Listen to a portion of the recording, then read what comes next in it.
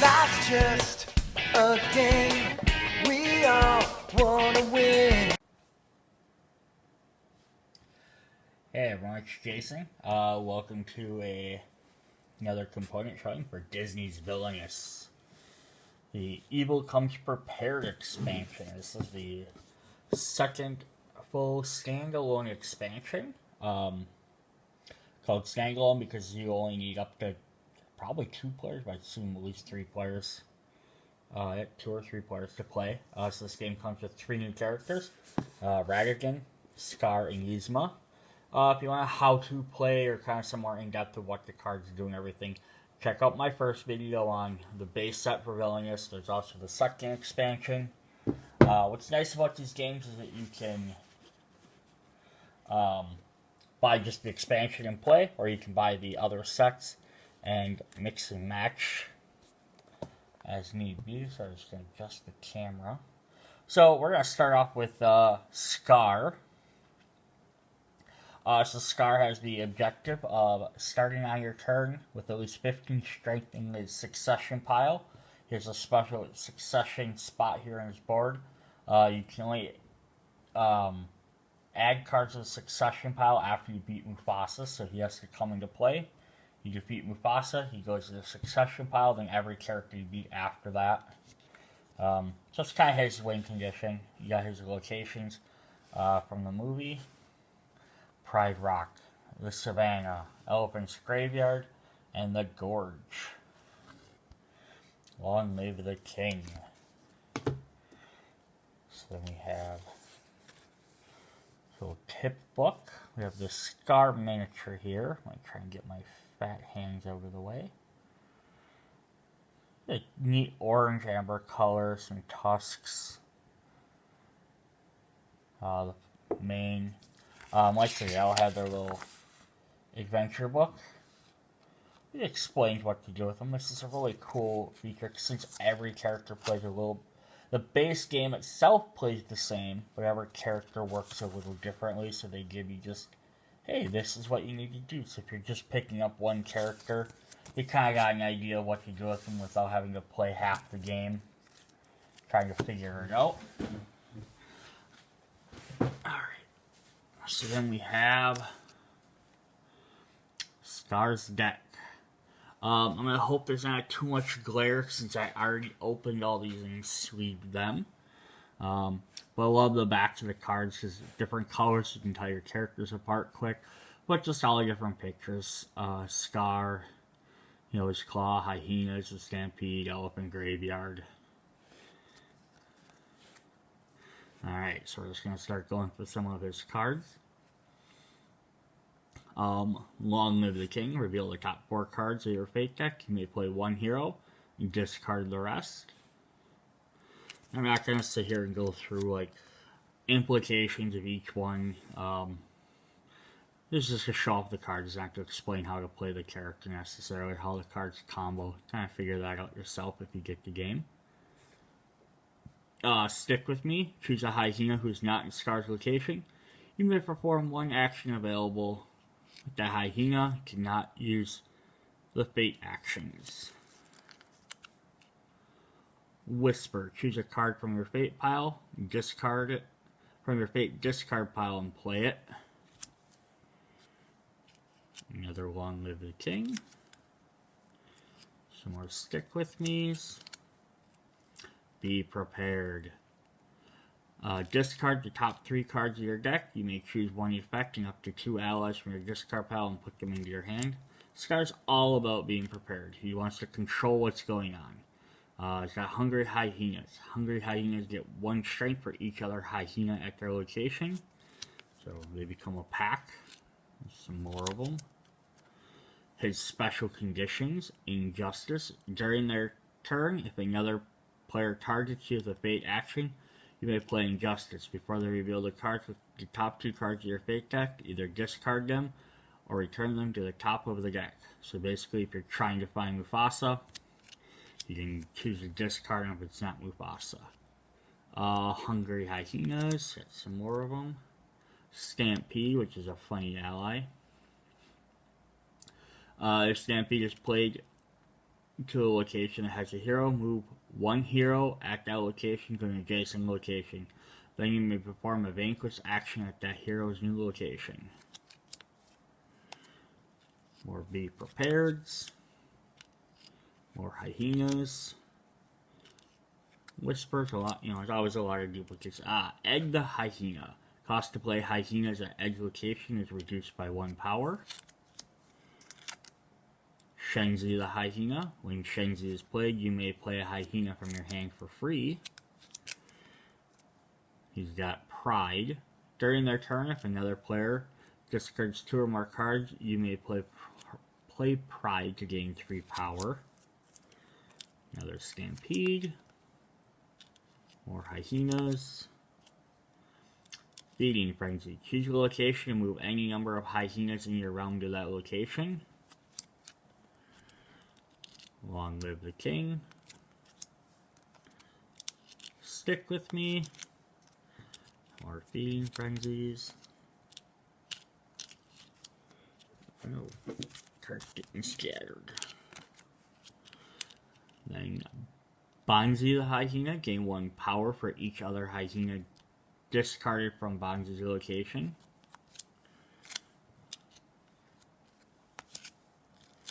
I think that's all the different types for Scar. So now we're just getting through the last of them and the other Injustice. I love the conditions for these games. It's kind of neat because even though like each player is sort of playing their own game, the conditions allow you to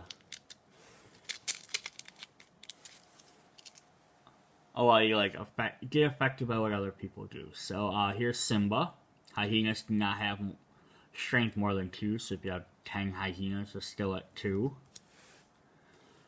We got a Timon. Timon gets +2 strength if Pumbaa is in Scar's realm. And then of course we got Pumbaa, who gets +2 strength if Timon is in Scar's realm. Hakuna Matata. Choose a hero with strength of 3 or less from succession pile and play the hero, or move a hero to any location. Nala. When Nala is played, you may move a hero to any location. Rafiki. Scar must defeat Rafiki before defeating other heroes. The Prophecy. When Prophecy is played, attach it to a hero with no other items.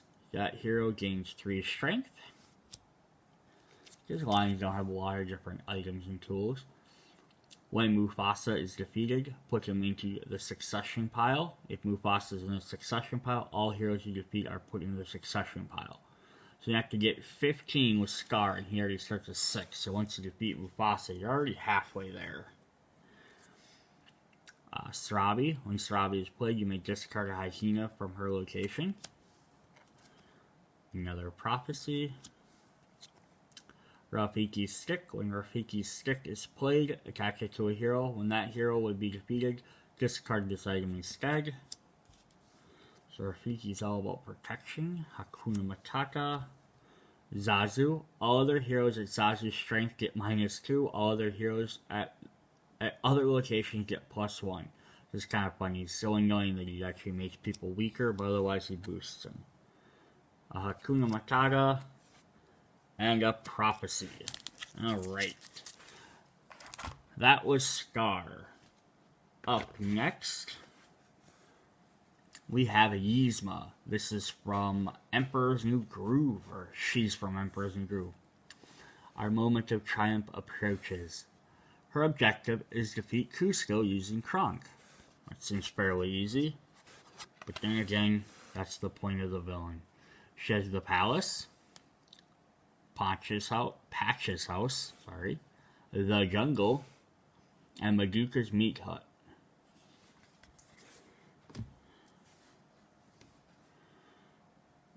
And there's her miniature. Like a skinny palm tree.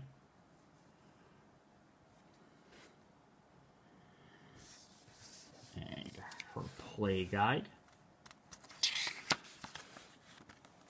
So what makes her harder to do is she has a special setup here, which lets you have 4 fate decks. So although you have to defeat Cusco, you have to find him from each fate deck. And that's what makes hers a little bit more tricky than just normal.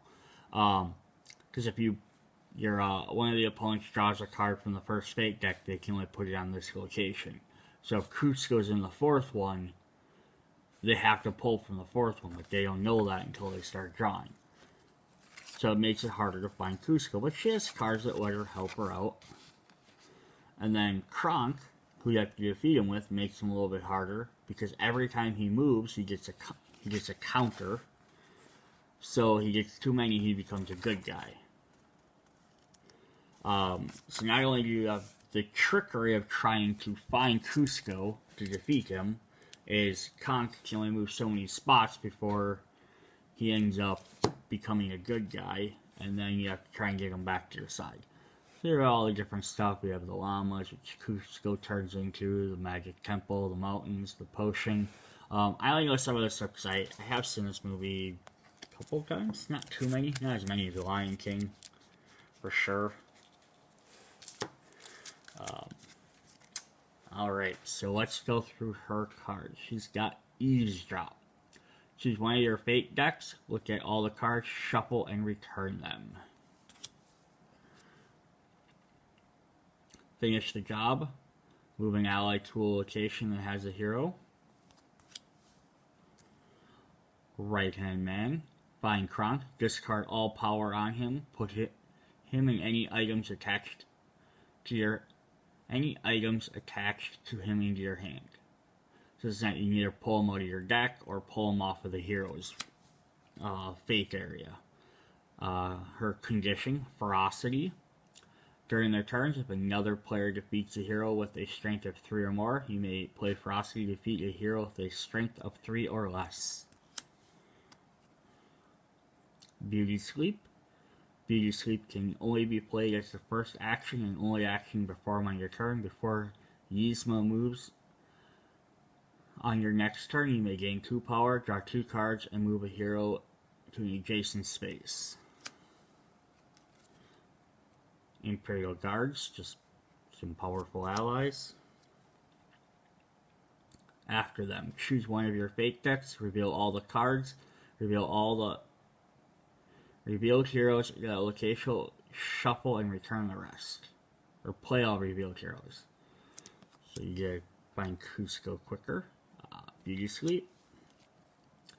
A Fake Funeral. Gain 1 power for each hero in your fate discard pile up to a total of 5. Got the Dagger. When the dagger is played attached to an ally, that ally gets 1 strength. Well, dagger will be discarded, put it in your hand instead. Smash it with a hammer. Choose one of your fate decks, reveal 2 random cards and discard them. Another smash the hammer. Guards. After them. Kronk is not discarded when he's used to defeat a hero, so that's pretty nice. He's already has 6 power. When Kronk is moved, put 1 power from the supply on him. When he has 3 or more power, put him at the top of your hero but is treated as a hero. The Path That Rocks. Discard all power on Kronk, gain that much power. Her other condition, superiority. During their turn, if another player targets you with a fate action, you may play superiority. Choose which of your fate decks they must look at. Cruel Irony. If there's an ally at your location, choose an effect from your discard pile, pay its cost, and play it. She's got more Cruel Irony. I think that's all her different cards. So we'll just... Oh, sorry, my camera glitched there for a second. After them, Superiority, Ferocity, Path That Rocks, Eavesdrop. Yep, so we just got a bunch of the same cards.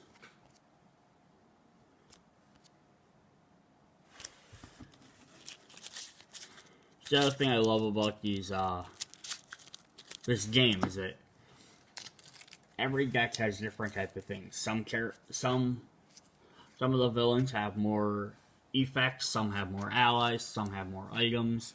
But even the main decks aren't all the same size, and the Fate decks aren't all the same size. And like each character has to have 20 cards and 10 Fate decks. It varies depending on the character in the movie. So it's actually kind of neat. They didn't try and stick with it always having to be 100% even. So here's our Fate deck with our heroes. We have Pacha. And forgive me if I'm pronouncing any of these names wrong. I haven't seen this movie long enough to remember how everything's pronounced. When Pacha is played, you may shuffle 2 of Yzma's Fate decks together, deal cards as evenly as possible, and replace the shuffled Fate cards. Basically trying to re-hide where she thinks Kuzco's at. On the run, choose a hero in Yzma's realm, shuffle that hero, and all Fate decks together, deal cards as evenly as possible to form 4 new Fate decks. Kuzco himself, who has a power of 7, so he's actually going to be kind of difficult to defeat. And Kronk only has 6, so he can't just outright defeat him. You have to play an item or have an ally or someone team up with him.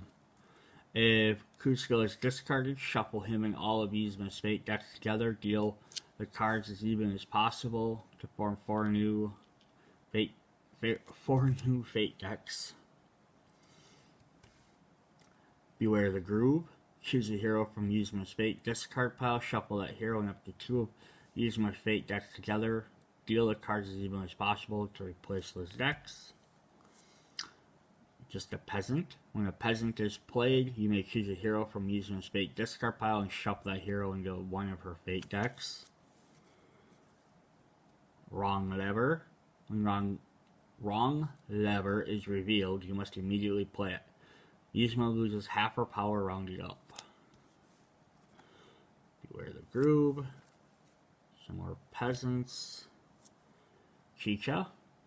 If Yzma moves to Chicha's location, she immediately loses 2 power. The Path of the Righteous. If Kuzco is in Yzma's realm, place 2 power on Kronk, otherwise place 1 power on Kronk.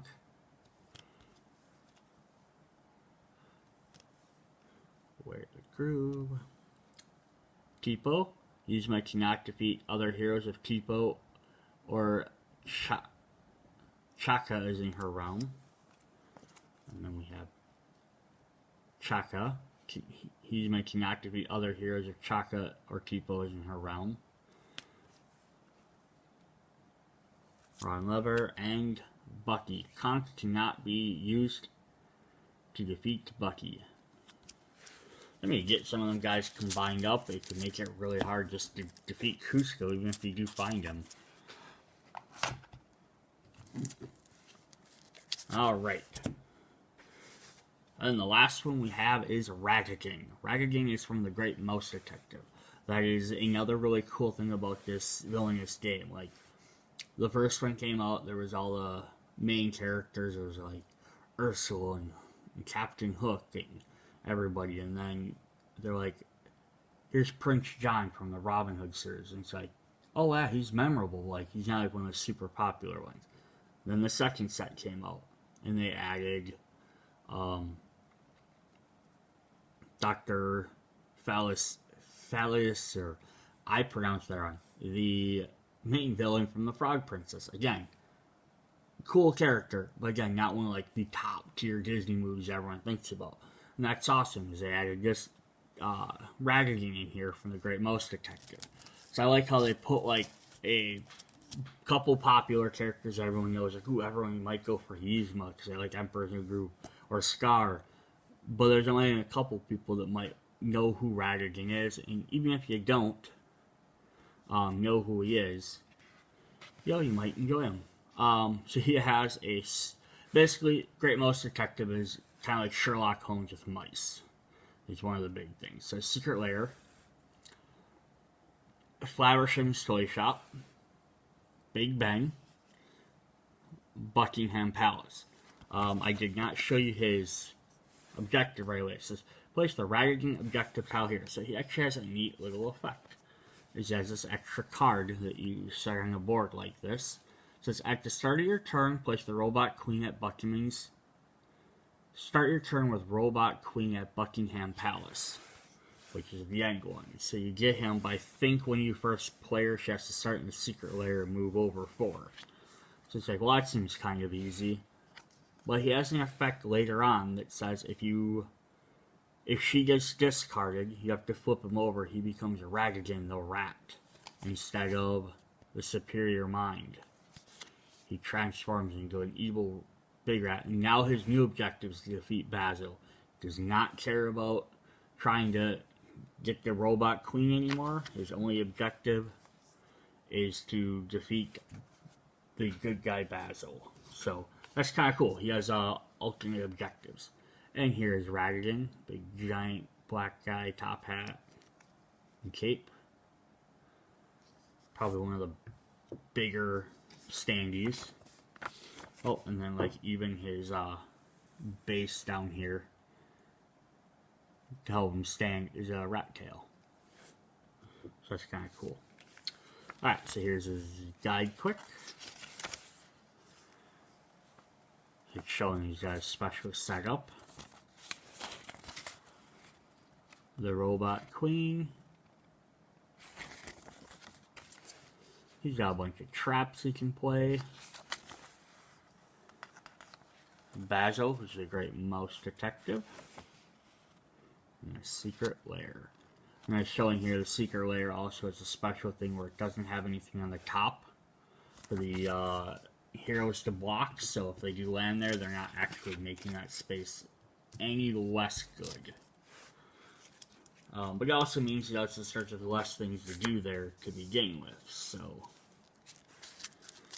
which less an incentive for them to like put a hero on there. Alright.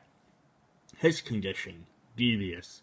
During their turn, if another player targets you with a fate action, you may play Devious. That player reveals only 1 card from your fate deck instead of 2. And then you don't even get options. Ruffians. If ruffians are played at a location other than Ratigans, you may perform 1 available action at their location, cannot use to perform fate actions. So, have these guys do your dirty work. So he's got a bunch of items here. He's got gears. When you play an item, you may discard gears from your realm to reduce the cost of that item by 3. Fidget's Lair. First one out of all 3 of these actually has one you have to pay for. Reveal cards from the top of your deck into your revealing item. Put that item into your hand. Discard the rest. Some more gears. His Marvelous Trap. He's got some more. Pay 1 power. Before Ratigan moves on your next turn, defeat all heroes at this location and discard Marvelous Trap. It's kind of neat because you have to set it up because it activates on the next turn. So you have to hope that nobody moves anything before that turn. Airship. Pay 1. Move airship and 1 ally or an attached item at its location to any other location. Fidget. This might be a character people recognize. When Fidget is played, have Flabbersham and play him. Find Flabbersham and play him to Flabbersham's toy shop. Here is the Robot Queen.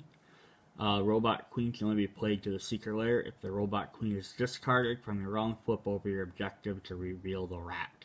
She costs 15, which is quite a bit, especially since Ratigan has a bunch of stuff that makes him pay power to activate abilities. But that's what those gear cards are for. You can discard them to make them 3.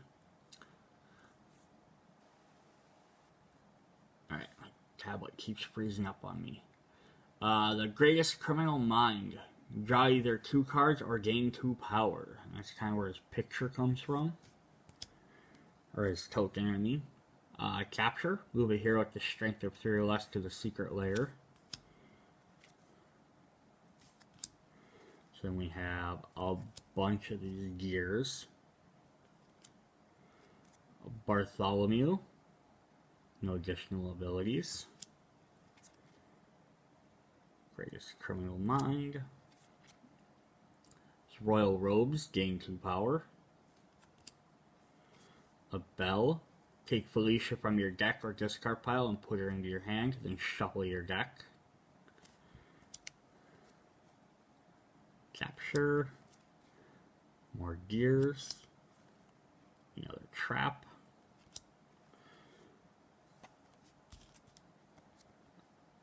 Some Uniforms. When Uniform is played, attach it to an ally. That ally gets +2 strength, and you immediately may perform a Vanquish action. Another Uniform. Another Devious. His other condition, Extravagant. During their turn, if another player gains 3 or more power, you may play Extravagant, choose an item from your discard pile, and put it into your hand. Some more Ruffians. You got Tools. The cost to play items is reduced by 1. So that makes getting them gears out cheaper. And the Queen Mouse, I believe, she might be an ally. Extravagant. And finally, Felicia. The cat with a power of 6. When Felicia is played, discard an ally in your realm or pay 2 power. So that's with some of them little cheap allies. Basically, you're feeding another mouse to the cat to keep it under control. So now we have some fate cards. The Queen's Guards. Queen's Guards can only be played to Buckingham Palace. After that, they can move, but that's for that to be played. Toby. When Toby is played, you may move a hero to any location. Flaversham. If Flaversham is at the Secret Lair, the cost to play the Robot Queen is reduced by 3.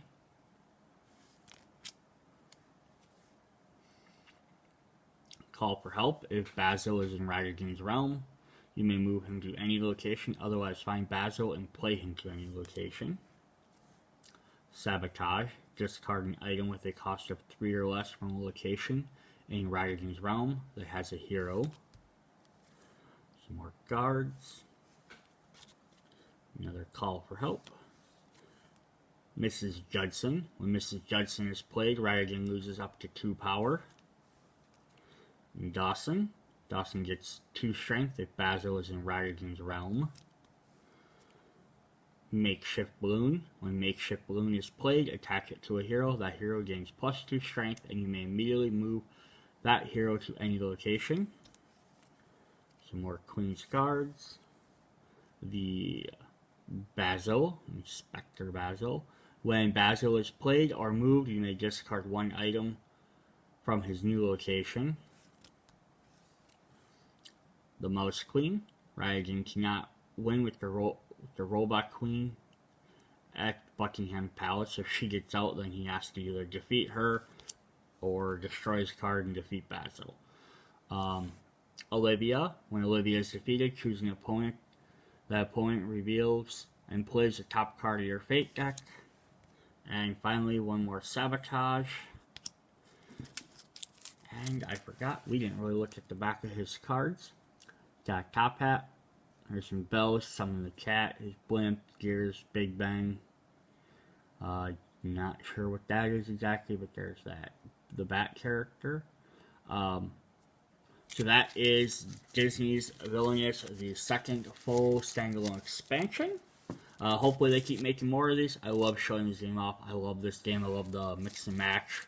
Now that it's up to 6 players, and now that there's 6, 7, 8, 9, 10, 12 different characters, plenty of variety.